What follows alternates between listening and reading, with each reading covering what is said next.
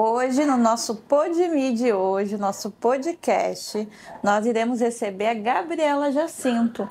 Ela é uma advogada que trabalha com direito de família, ela tem mestrado, ela iniciou agora o doutorado e ela vai falar um pouquinho sobre os livros também que ela lançou e também a experiência dela com as constelações familiares. Então, estamos recebendo aqui no dia de hoje a Gabriela Jacinto, uma pessoa maravilhosa que eu tenho a honra de recebê-la, que ela não é pouca coisa não, é muita coisa aqui na nossa tarde de hoje, no nosso PodMe. Então, Gabriela, seja bem-vinda. Muito obrigada, Mi, estou muito feliz de estar aqui participando do PodMe. Eu tenho certeza do sucesso que vai ser. Amém. E eu agradeço, por teres pensado em mim para essa conversa na tarde de hoje. Certo, eu que agradeço. Então, para que a gente dê início, eu queria que tu falasse um pouquinho sobre o direito de família, porque muita gente não sabe bem o que é, do que se trata. Então, eu queria que tu falasse um pouquinho pra gente o que seria o direito de família, como pode auxiliar ali as pessoas. Então, hoje eu trabalho praticamente só com o direito das famílias, né? Eu falo até direito das famílias, que é uma das correntes que tem dentro do direito de família, porque a gente busca a pluralidade dessas famílias, né? Porque a gente tem historicamente um modelo de família que é pai, mãe e filhos. E hoje, a gente tem uma diversidade de famílias, né? Uma avó e um neto é uma família, um pai e um filho também é considerado uma família, um homem e outro homem, uma mulher e outra mulher. Então a gente vem hoje com as pluralidades da família. Dentro desse universo que é o direito das famílias, a gente vê muito desconhecimento de lei, né? Desconhecimento dos seus direitos. Então é muito recorrente mulheres chegarem no escritório e falar que achava que casar era para sempre. Sim. Né? Porque historicamente, até 77, casamento era para sempre. Não existia o Instituto do Divórcio, como existe hoje no Brasil. Então, casava-se uma vez e permanecia a vida inteira casado. E ainda há, por mais que elas saibam que podem se divorciar, elas ainda têm dentro delas, subjetivamente, essa ideia de que elas falaram, na frente de um padre, enfim, que elas que seria para sempre. Né? Então hoje elas chegam às vezes muito esgotadas dentro do escritório. Sim. E com receio de separar, né? De como vai ser a vida, de quais direitos que eu tenho. E as mulheres não sabem que se elas têm uma renda diferente da renda dos maridos, ou do companheiro, enfim, ela tem direito à pensão alimentícia, né? Acham que é só para os filhos. E não, a mulher também tem. E hoje no Brasil a gente tem um instituto que é alimentos transitórios, que é um período que ela vai receber esses alimentos até ela organizar a vida dela. Então, por exemplo, é uma mulher de 20 anos. O padrão de vida na separação não pode cair drasticamente. Então, ela precisa de um valor para se manter pelo menos uns 2 anos. Nesse valor, nesse período, ela tenta reerguer a vida dela, porque a gente sabe que é difícil reerguer a vida, né?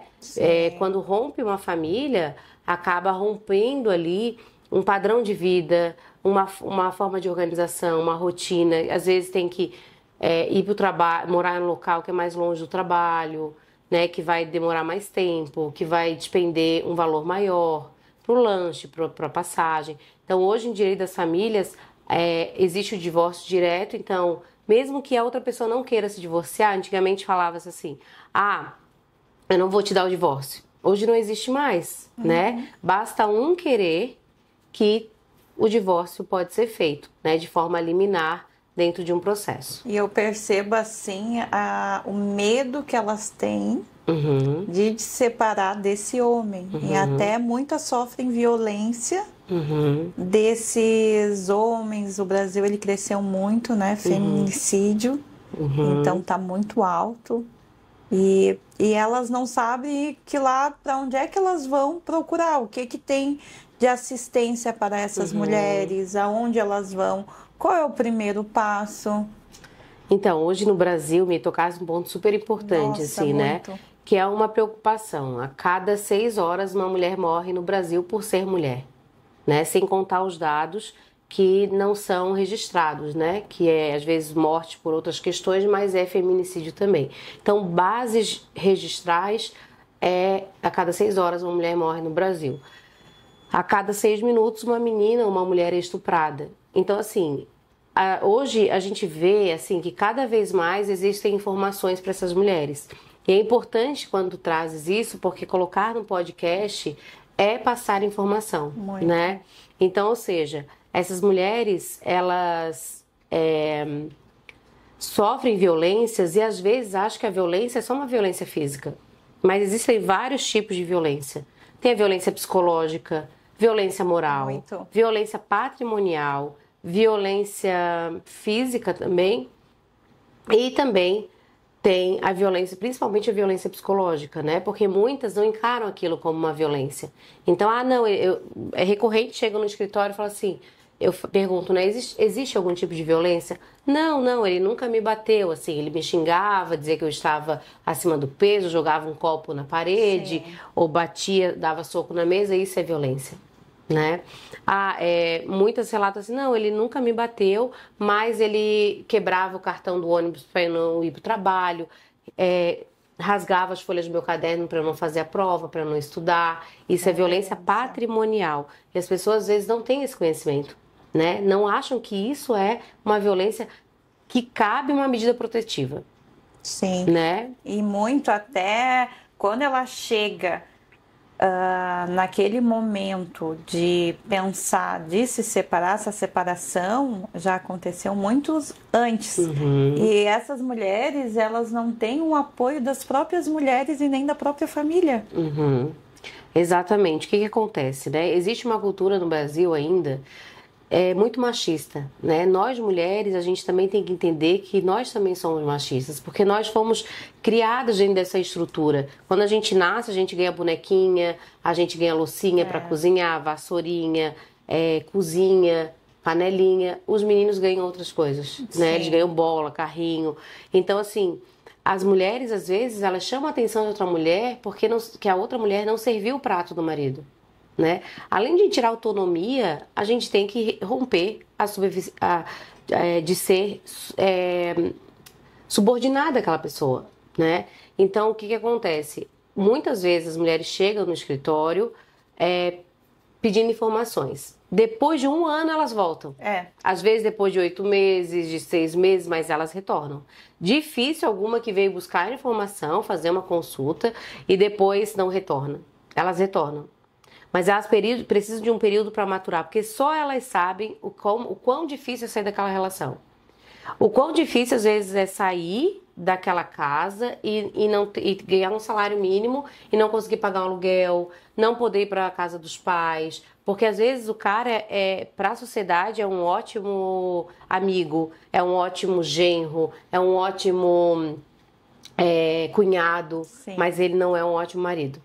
Né? Então essas pessoas que têm essa afetividade não vão querer se meter. Aí aquela frase, briga de marido e mulher não se mete a colher. E hoje a gente vem com isso, né? Se mete sim, porque essas mulheres precisam de ajuda.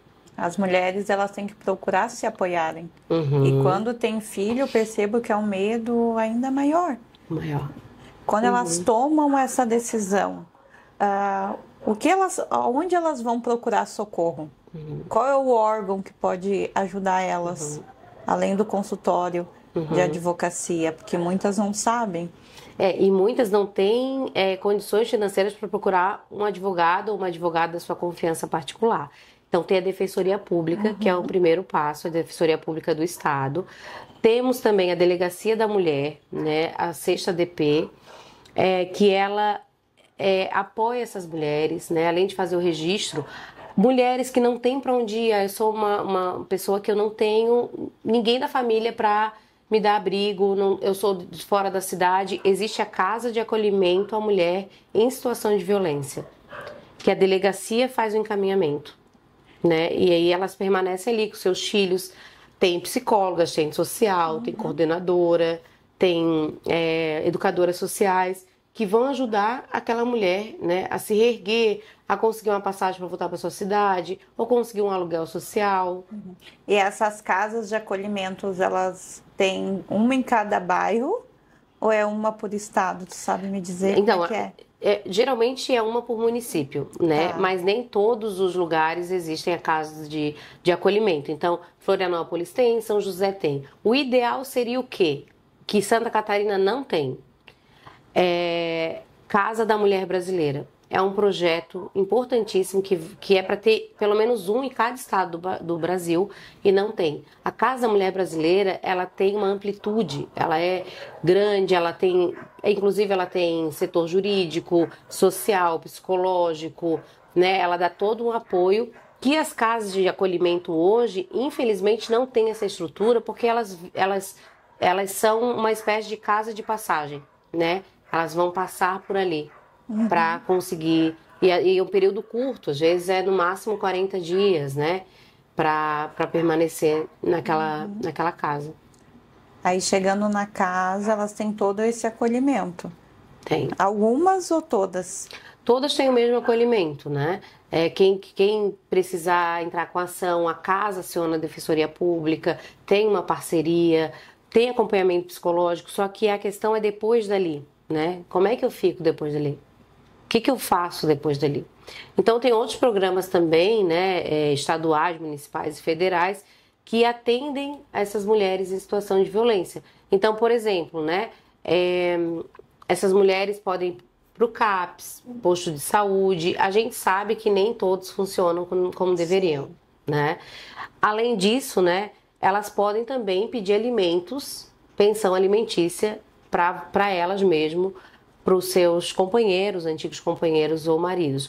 Algumas elas pensam assim, nossa, eu não vou pedir alimentos, porque senão ele vai me tirar a guarda. Muitas. As pessoas têm muito medo, as mulheres têm muito medo de perder a guarda dos filhos por falta de conhecimento também.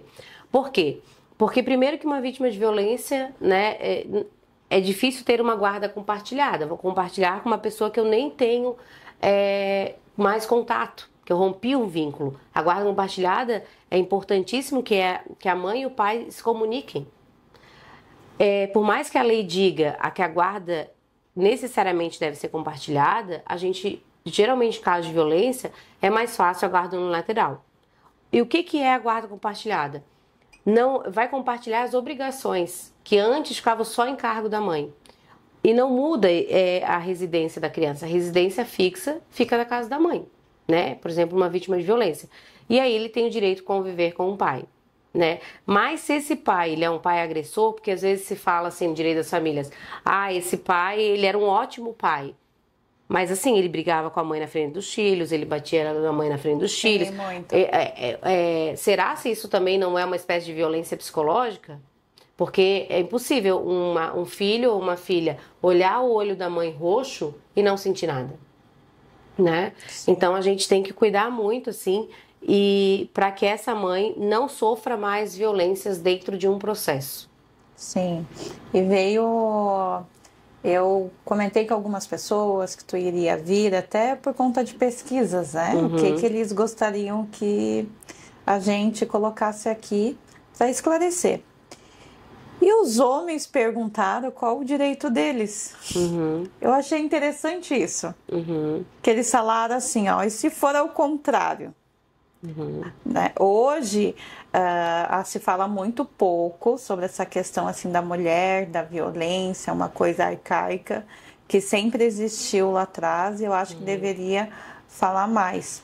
E os homens me perguntaram assim, aí quando o homem recebe violência? A proporção do homem receber violência é bem menor que o da mulher, né? Por conta do... É difícil, não existe hominicídio. Né? Não, a gente não vê hominicídio. Não. Por quê? Porque é muito difícil a mulher matar um homem. É exceção, é raro. E quando ela mata, ela é muito mais punida por ser mulher. Porque ela transgride uma norma social que já é esperada que ela se comporte e também ela transgride uma norma penal. Né? Então, quando vai presídio, ela sofre muito mais nos presídios femininos do que os homens. Presídio feminino de Florianópolis, por exemplo, ele foi em 2008, eleito pior presídio feminino do país. Foi. Né? Então, ou seja, o homem, ele sempre teve direitos, né? E muitos direitos, por sinal. Muitos direitos. Nós é que estamos lutando esse tempo todo para ter alguns. Mas os homens também têm direitos. Se caso eles forem agredidos, eles podem registrar um boletim de ocorrência. Isso vai ser um crime de lesão corporal. E ela vai responder em relação a isso também, né? Então, se ele é um pai que, para o melhor interesse da criança, é melhor que ele fique com o filho, também ele pode ter uma guarda unilateral. Ah, tem homens que recebem pensão alimentícia? Tem. Porque tem homens que a mulher recebe muito mais, é exceção, mas existe. E aí, quando rompe o vínculo, ele acaba baixando demais o padrão de vida, então ele também tem direito a alimentos. Né? Ele também tem direito a alimentos. Se a mãe deixa de pagar alimentos para o filho que o pai está cuidando, ele pode executar, que é um cumprimento de sentença, e ela tem que pagar, senão ela pode ser presa por isso. E isso já aconteceu, tem mulheres que são presas por não pagamento de pensão alimentícia. Mas dentro de um contingente do direito das famílias, isso é muito restrição. Né? O Brasil, a mulher, ela chega a ganhar quase 30% a menos que o homem no Brasil. E a mulher negra, quase 70% menos. Sim, então, além forte. de ter uma questão de classe, raça e gênero, tem todas essas entranhas aí que seguem, né? Que vão seguindo essas mulheres a partir do seu corpo, do seu modo de se colocar no mundo. Né? É uma desigualdade muito grande. Muito grande. A mulher, essa coisa da mulher não ter o acolhimento, dos homens também tem um outro lado dos homens, que certa vez aconteceu uma situação que um homem, ele sofria agressão de uma mulher e ele recebeu um grande preconceito também da sociedade. Preconceito assim, muito, muito, muito grande perante assim, a sociedade, porque ele ia lá e ele apanhava da mulher. Então ele foi entendendo a partir do processo que aquilo era uma violência também. Então ele foi expulso de casa, aconteceram algumas situações, o relacionamento não estava ali muito legal. Foi onde ele procurou o acolhimento e essa pessoa ela não encontrou ali o acolhimento para ele. Mas quando ele foi pesquisar assim, para as mulheres, tinha muito acolhimento, mas era um caso meio que restrito, porque ele também ganhava menos, então aconteceu algumas violências ali, porque dos dois lados, eu vejo que os dois lados, eles não sabem bem os direitos deles, eles não sabem ainda aonde ir, o que procurar, por mais que é falado muito. E essa violência da mulher vem aumentando a cada momento, a cada instante que tu tá ali vendo uma notícia, que tu tá vendo uma reportagem, e a gente não pode se acostumar com a violência que tá acontecendo.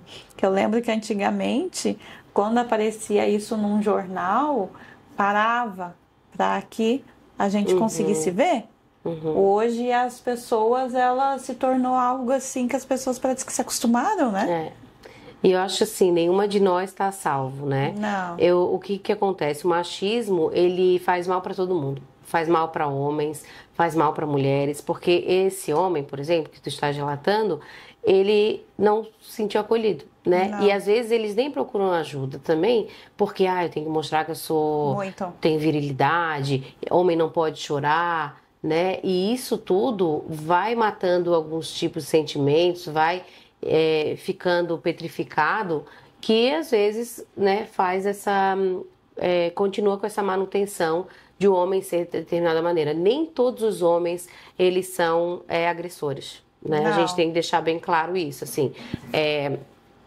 Eu conduzo um projeto de extensão na universidade que eu dou aula, no centro universitário, e a gente leva os meninos para dentro da casa de acolhimento. E eu faço toda uma preparação de 3 meses para todo mundo, meninas e meninos, entrarem na casa, né? Eu faço preparação com palestra, ensino o que é violência, enfim. Mesmo assim, quando chega num momento de ir, eles fazem pergunta, prof, será se é bom eu ir? Será se elas não vão ter um estresse pós-traumático? Será se a figura... Aí eu conversei isso com uma das advogadas da casa e ela me falou assim, não, é bom que eles venham, para que elas entendam que nem todos os homens são agressores. Sim. Porque eles estão ali ajudando, dando algum tipo de auxílio, fazendo trocas, né?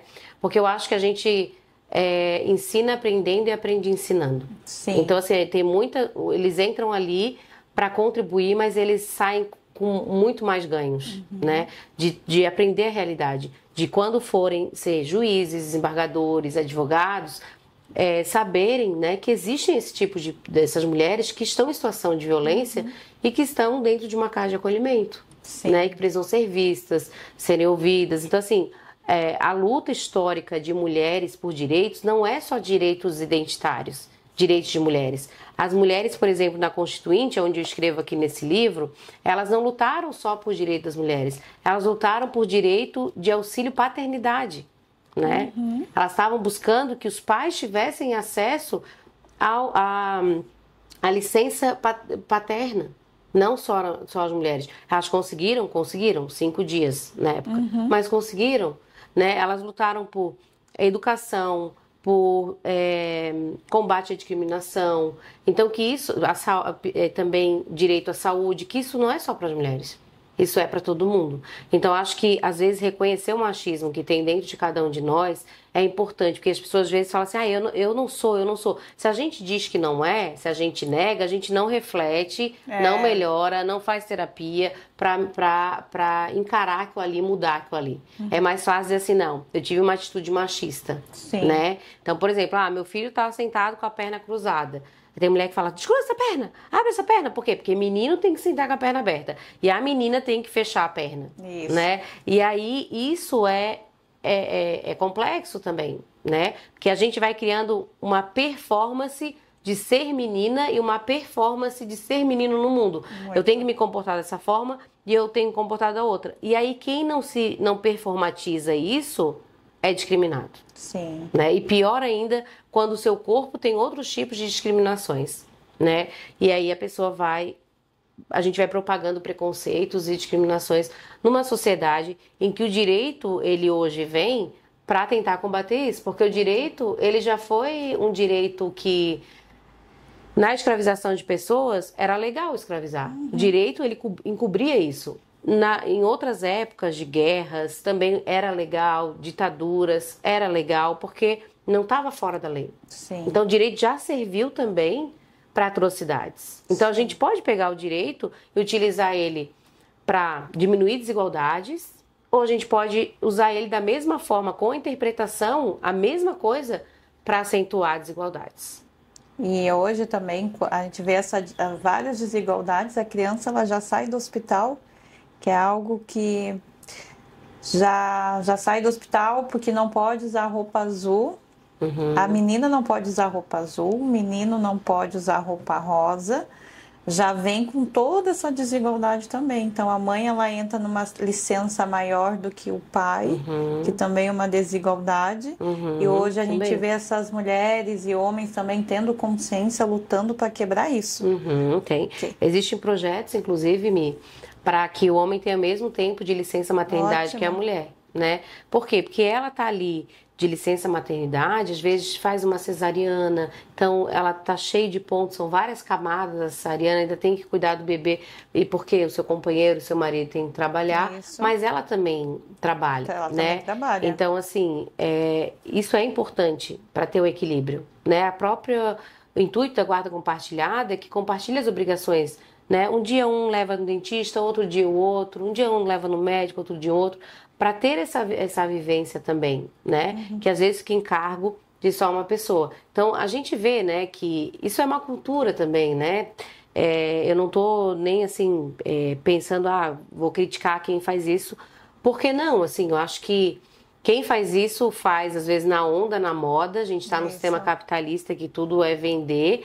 Então, por exemplo, o chá revelação. Vai sair estourar, vai sair a fumaça rosa ou a fumaça azul. Ali a gente já está dizendo se é uma menina.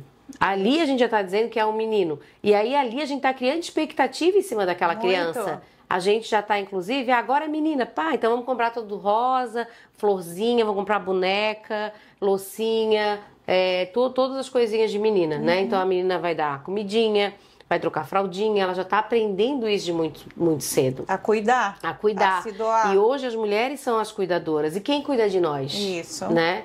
Porque a gente precisa de ser cuidada também. Então, geralmente, numa família, quem cuida da avó, da pessoa idosa, é a filha ou é a neta? É alguma mulher. Quem que vai dar o banho?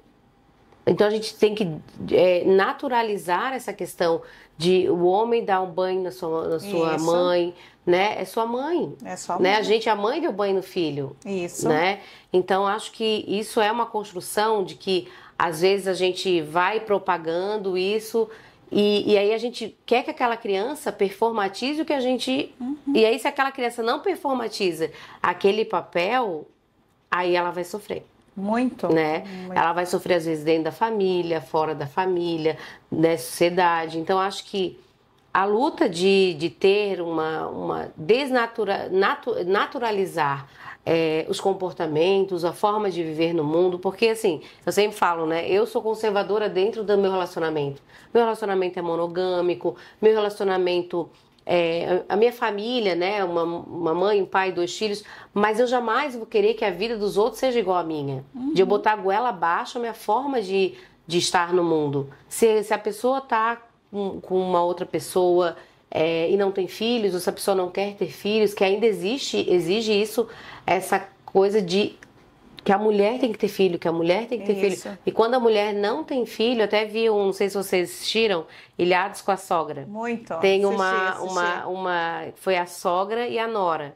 O filho fez vasectomia. Sim. Só que ninguém crucificou aquele filho dela, nem ela. Porque o filho fez vasectomia porque o casal escolheu não ter filhos. Só que quem sofreu todas as consequências dessa vasectomia foi a nora. Sim, muito. Né? Então, assim, a gente ainda vê como o peso maior da maternidade, do cuidado, das desigualdades, estão ainda pendentes para cima da mulher. Sim. A gente tem 2 livros aqui da Gabriela. Então, a gente tem o Nome da Família e também o Protocolo, esses 2 livros, para julgamento, perspectiva de gênero. E conta um pouquinho como é que tu chegou nesses livros, como é que foi o desenvolvimento desses livros. Tá. Esse livro, Em Nome da Família, ele veio a partir, né, da minha dissertação de mestrado na Universidade Federal de Santa Catarina. Aqui eu vou falar um pouquinho da diversidade de gênero, então um pouco também do que eu falei agora, né, da Constituinte, como que as mulheres elas foram conquistando direitos e como hoje ainda esses direitos eles ainda estão em perigo. Por quê? Por exemplo, né, aqui eu falo do casamento homoafetivo. Hoje é possível ter um casamento entre mulher e mulher, homem e homem. Só que existem vários projetos de lei para quebrar esse direito. Por quê? Porque não é uma lei que deixou ter um casamento homoafetivo, é uma decisão judicial, tá? Então, se vier uma lei, como já tem várias propostas para quebrar essa decisão do STF, isso é possível, né? Quebrar e a gente regredir em direitos. Então, assim, ó, a manutenção de um direito, ele está em eterna vigilância. A gente tem que estar sempre vigiando, porque senão, a qualquer momento, esse direito pode acabar. Então, esse vai versar mais ou menos sobre isso. Certo. Esse aqui é um lançamento agora. Eu não trouxe o primeiro livro, acabei esquecendo. Mas esse aqui é o 2º volume da coleção Júris Feministas, né? Que são mulheres que trabalham com a questão de gênero dentro do direito das famílias. E hoje no Brasil a gente tem um protocolo para julgamento com perspectiva de gênero. E esse protocolo, ele obriga, tá? É obrigatório. Magistrados e magistradas, mas não só, acho que nós também advogados, operadores de direito em geral, assistente social que trabalha no judiciário, psicólogas também, utilizar esse protocolo, que é o quê? Quando se verifica que uma mulher, né, ou uma menina, ela está dentro de um processo sendo revitimizada, quem está ali como autoridade tem a obrigação de intervir. Então, por exemplo, já aconteceu em processo de uma mulher, ela está ali na audiência, dando o seu depoimento, e o seu companheiro, né, numa ação de divórcio, está dizendo assim, ela é louca, ela é maluca, não dá ouvido para ela, é tudo mentira, ou fazer cara feia, sabe?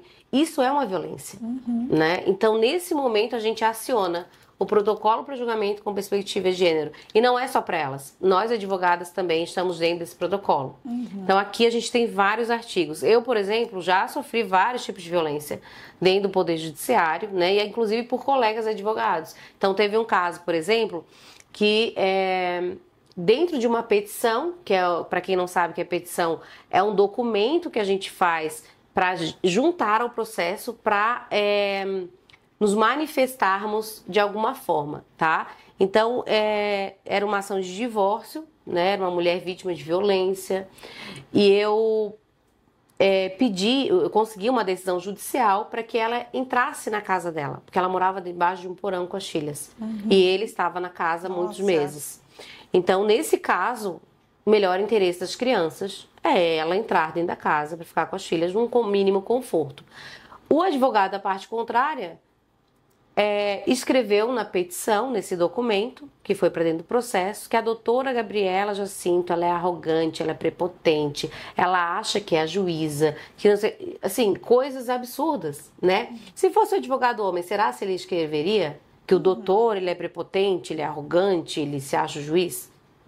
Né? Então, quando a gente se impõe em qualquer lugar, nós somos, muitas vezes, caladas, né? Ou nós somos vitimadas, assim. E eu achei um absurdo o que ele fez, né? Inclusive, cabia denúncia na OAB, pedir para desentranhar aquela peça dos autos, retirar aquilo ali dos autos, porque ele me ofende, né? Então, toda vez que nós vamos levantar a voz, que a gente vai erguer a voz, como diz Bell Hooks, né? Nós vamos erguer a voz como um ato de liberdade, de transformação, enfim, e de luta, dentro de um processo mesmo assim, às vezes nós sofremos retaliações, né? Muitas. Então, por isso que hoje a gente trabalha com esse protocolo, um protocolo criado pelo Poder Judiciário, para o Poder Judiciário aplicar. Então, não é invenção da OAB, não é invenção de ninguém, é do próprio Judiciário. Então, a gente só faz valer que esse protocolo seja aplicado. 2 livros muito importantes, 3 livros, né, muito importante para que a gente consiga buscar atrás de conhecimento e também lutar, né? E como é que tu chegou ao direito? Que fez com que tu chegasse ao direito? Eu sempre falo que eu não escolhi o direito, eu acho que o direito me escolheu. E eu resisti bastante ao direito. Por quê? Porque a minha realidade, né, era muito empobrecida, eu não tinha condições mesmo, sim, estava em colégio público, sempre estudei, e eu fui fazer o vestibular e fiz para Ciências Sociais na UFSC, passei, mas eu fiz a prova do Enem, tirei uma nota alta, foi o primeiro ProUni que existiu, e dentro da minha nota veio Direito. E eu fiquei assim, vou, não vou, porque a bolsa era 100% para uma universidade que hoje eu dou aula, né? Um centro universitário que hoje eu dou aula. E aí eu fui para o Direito e continuei as Ciências Sociais também, porém eu engravidei nesse período. E eu comecei a estudar o Direito e larguei as Ciências Sociais.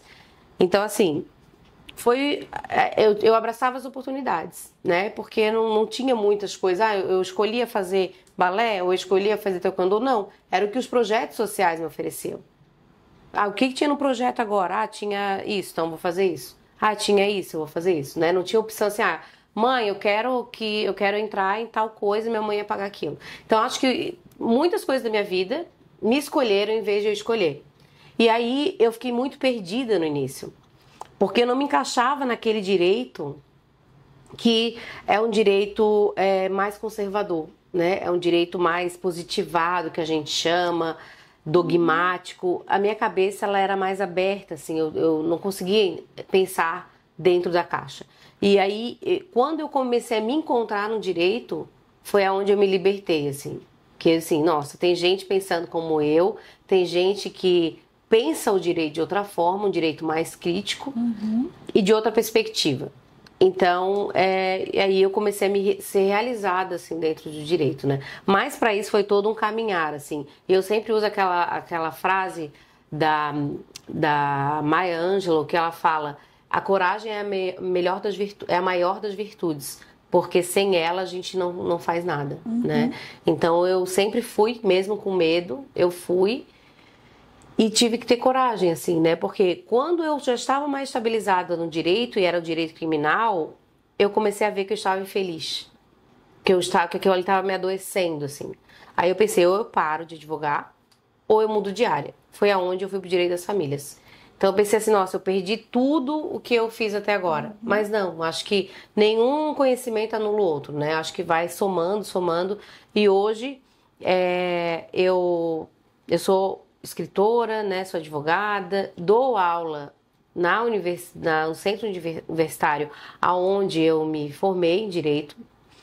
E tento também dar nas minhas aulas algo que eu gostaria de assistir e de aprender também, né? Então eu tento fazer dessas aulas algo prazeroso, que a Bell Hooks fala que é ter entusiasmo, né? O aluno e o professor tem que estar entusiasmado e de forma afetuosa também, né? Eu acho que a universidade, são adultos, né? Mas que ela não precisa ser maçante, né? O direito não precisa ser chato. O direito pode ser legal, pode ser interessante. E como foi para ti pisar na universidade? Lá atrás era um sonho, né? E agora tu dá aula nessa universidade. Então, para mim foi uma alegria muito grande, assim. E eu acho que é aquilo, né? A gente acreditar nos nossos sonhos. Eu sempre quis ser professora, sempre. E esse sonho foi interrompido também por uma violência. Não só, né? Mas também, assim, quando eu fui tentar o mestrado, uns 11, 12 anos atrás, e eram 3 homens que estavam na banca. Poderiam ser 3 mulheres, né? Mas foram 3 homens, porque não quer dizer que todos os homens são machistas, né? Não é isso que eu quis dizer, mas foram 3 homens, por coincidência. E eles me foram muito maldosos, assim, comigo, né? Me deixaram muito triste, e eu saí chorando depois, enfim. E aí eu desisti desse sonho, fui só advogar. Desisti, entre aspas. Só que durante todo esse caminho, eu fiquei em grupo de estudos, eu fiquei produzindo. E quando eu fui convidada, né, na verdade, fui contratada, na verdade, para trabalhar nesse centro universitário, para mim foi uma alegria gigante, assim. Foi a realização de um sonho mesmo, né? Não só de ser uma professora, né, me tornar ou estar naquele momento como professora, mas também de fazer parte daquele lugar, né, depois de ter passado 5 anos ali como aluna bolsista, né, de um programa social. É uma volta ao tempo muito profunda. Muito grande. E dentro da tua família tem alguém que conseguiu estudar, ir para a faculdade, ou tu é a primeira? Não, eu sou a primeira da minha família, mas depois de mim veio a minha irmã, né? Então hoje ela também é advogada, também estudou no mesmo centro universitário, hoje está na residência, né? Num órgão público. E aí o caminho dela também é mais para concurso público, enfim. Mas eu acho que a gente sempre vai servindo de inspirações, assim, né? Como eu tive algumas inspirações na vida, acho que as pessoas também acabam, né? Vendo que tá dando certo estudar. Eu ficava pensando assim, nossa, o que eu vou fazer para mudar de vida? Né? O que eu vou fazer, assim? Porque a nossa vida era muito empobrecida. Eu pensei, vou trabalhar muito, mas eu via minha mãe trabalhando muito de empregada doméstica, minha avó trabalhando muito também de empregada doméstica, minhas tias também na mesma profissão, e elas não tinham praticamente o básico, assim, né? Então eu pensei, eu acho que eu vou estudar, eu tenho que estudar, né? Então na minha cabeça era uma forma de eu mudar de vida, assim. E você recebeu o incentivo delas ou não? No início, elas não sabiam muito bem, assim, o que significava isso, tá? Porque nunca ninguém da família chegou a esse lugar, Então, tinha dias que minha mãe, ai, pra que ir todo dia pra faculdade? Fica com teu irmão pra mim. É porque ela não tinha noção mesmo. Hoje elas têm a noção, né? Mas elas sempre me ajudaram muito, assim, né? Ah, às vezes uma me dava um dinheiro da passagem, outra me ajudava com alguma coisa, porque a minha família é de mulheres, né? Então, sou muito, assim, é pequena, né? Da parte materna, mas sempre, assim, a gente se acolhendo muito, né? Então, não existia, né? Quando eu entrei no mestrado foi uma alegria, assim, e tal, mas a minha mãe e minha avó, elas não tinham nem ideia do que significava mestrado, né? Não sabe o que é, o que faria. Por mais que eu tentasse explicar, ainda é muito longe, né, do que elas conseguem alcançar por conta da própria questão de construção de vida, né? A minha avó, ela é semi-analfabeta, né? Ela foi até a primeira série no ensino fundamental, minha mãe até a quarta série no ensino fundamental. Então, mas minha avó sempre me apoiou muito, assim, também. Minha mãe também, quando ela começou a entender o que era, né? Estar numa faculdade, né? E hoje, né? Elas já foram te assistir numa banca? Elas já foram te assistir nas tuas aulas? Ou ainda não? Já foram assim, me assistir Palestra? em palestra.